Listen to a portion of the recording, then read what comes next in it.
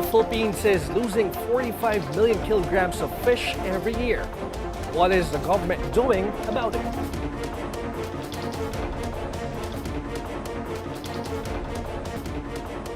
Kaya lang, ang isa sa mga parang pinag-uusapan, may mga kumbaga terminology or mga words, no?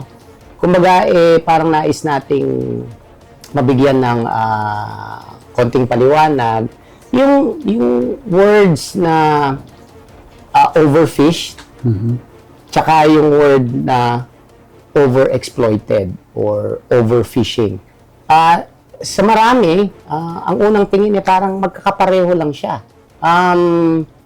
May paliwanag ba yan? May pagkakaiba ba? Pero kung sinabing overexploited, yung kasalukuyan niyang estado is hindi pa overfished or hindi malala yung kanyang kondisyon, kundi papunta doon sa paglala.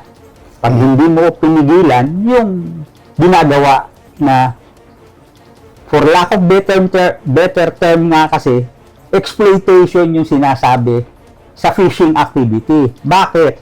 Kasi yung fishing, yung sa wild, ang sinasabi nga, wala kang binubuhos or tinatanim, kuha ka lang ng kuha. Okay. Kaya, in terms, ini-exploit mo yung dagat. Hindi Okay. ka naman nagbibigay sa kanya. Okay. Hindi tulad sa terrestrial, nagtatanim ka para meron ka anihin. Doon, ani ka lang ng ani. Kaya, for lack of better term nung exploitation, yung sinasabing fishing activity, which Okay. is, kumbaga, large-scale hunting.